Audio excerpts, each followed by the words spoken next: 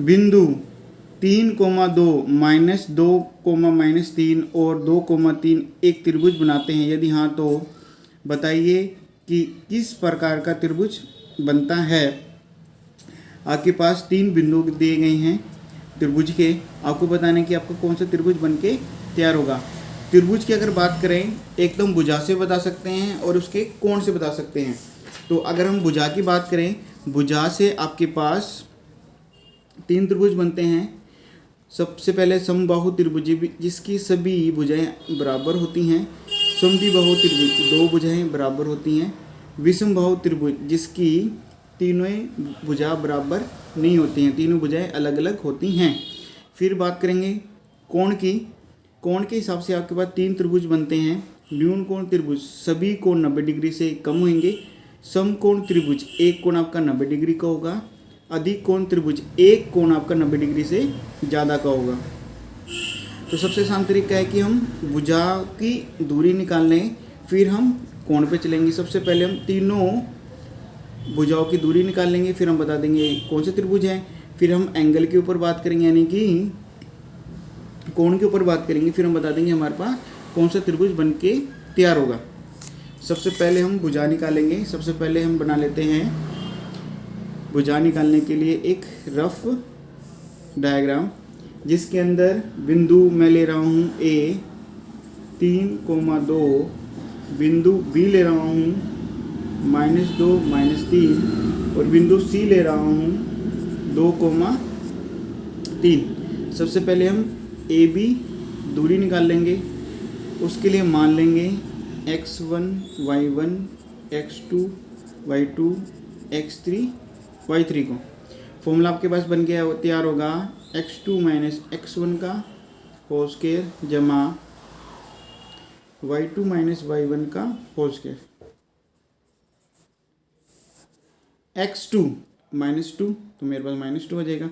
Minus आपके पास फॉर्मूले के अंदर x1 आपके पास 3 है तो होल स्क्वायर हो जाएगा, जमा y2 माइनस का 3 है, माइनस आपके पास फॉर्मूले के अंदर है y1 आपके पास है 2।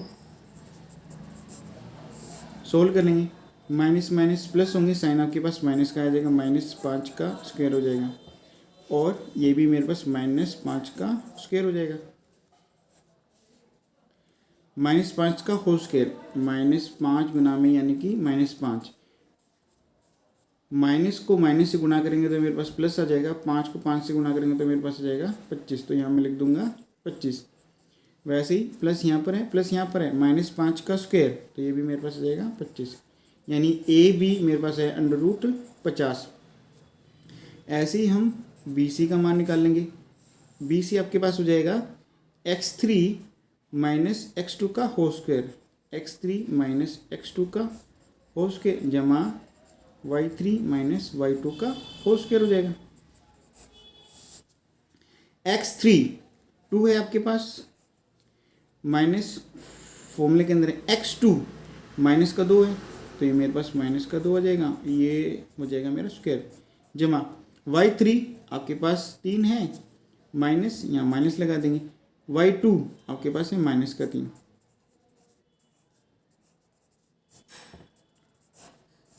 सोल्व कर लेंगे, यह मेरे पास 2 है, माइनस को माइनस से गुणा करेंगे तो प्लस हो जाएगा, तो ये मेरे पास प्लस का 2 आ जाएगा।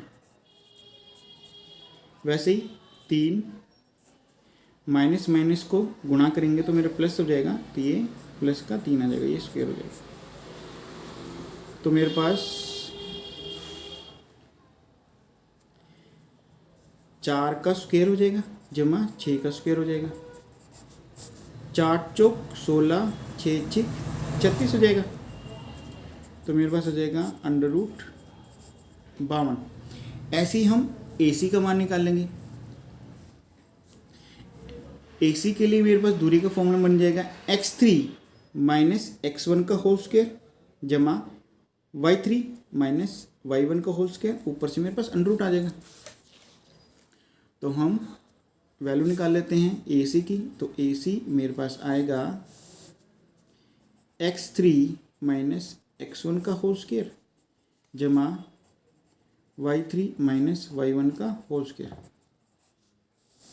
x3 आपके पास है 2 माइनस आपके फॉर्मूले के अंदर है 3 आपके पास है x1, y3 आपके पास है 3 माइनस y1 आपके पास है 2। तो ये तो मेरे पास हो जाएगा -1 का स्क्वायर जमा ये हो जाएगा 1 का स्क्वायर। -1 का स्क्वायर आपके पास होगा 1 और 1 का स्क्वायर भी 1 होगा, तो ये मेरे पास √2 हो जाएगा। आपने AC, BC और AC का मान निकाल लिया है। अब बात करेंगे कोण के ऊपर। जो हमारे पास समकोण त्रिभुज है, इस कोण को हम पाइथागोरस प्रमेय से बता सकते हैं कि हमारे पास 90 डिग्री बनेगा।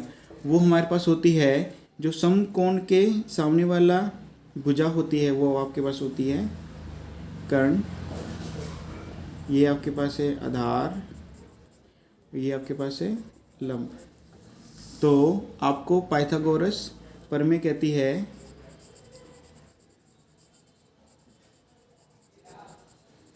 कि कर्ण का स्क्वायर बराबर होगा आपके पास आधार का स्क्वायर जमा लंब का स्क्वायर। अगर ये वैल्यूएं आपके पास फिट बैठती हैं तो ये आपके पास 90 डिग्री ही होगा। तो आपने इस चीज़ का ध्यान रखना, जो कर्ण होगा वह आधार और लंब से बड़ा होगा। तो जो कर्ण की वैल्यू होगी हमेशा मैं लंब और आधार से ज़्यादा ही लूँगा। तो आसानी के लिए मैं जो बड़ी वैल्यू है यानी कि BC की जो वैल्यू है उसको मैं ले रहा हूँ कर्ण। तो मैं एक रफ डायग्राम बना देता हूँ। ये मैंने एक त्रिभुज बना दिया है। अभी मैंने यहाँ पर इसको समकोण नहीं लिखा है, तो यहाँ पर मैं एक बार लिख रहा हूँ कर्ण, यहाँ लिख रहा हूँ मैं आधार और यहाँ पर लिख रहा हूँ मैं लंब। दो कर्ण हैं वो मैंने माना है BC, तो ये मेरे पास BC हो जाएगा। तो ये मेरे पास आ गया है √52। आधार तो आसानी के लिए मैं A लिख देता हूँ। तो AC आपके पास आधार हो गया है जो मेरे पास आया है √2 और AB आपके पास आया है √50। अब इसके अंदर लगा देंगे पाइथागोरस प्रमेय। अगर फिट बैठती है तो आपके पास त्रिभुज समकोण आ जाएगा। तो मैं लिख रहा हूँ पाइथागोरस प्रमेय, वो होती है आपके पास कर्ण का स्क्वायर बराबर होगा आधार का स्क्वायर जमा लंब का स्क्वायर। कर्ण आपके पास है √52 का स्क्वायर, आधार आपके पास है √2 का स्क्वायर जमा लंब आपके पास है √50 का स्क्वायर। तो स्क्वायर से रूट कट जाएंगे तो ये मेरे पास 52 बराबर आ जाएगा 2 जमा 50। तो 52 बराबर मेरे पास आ गया 52।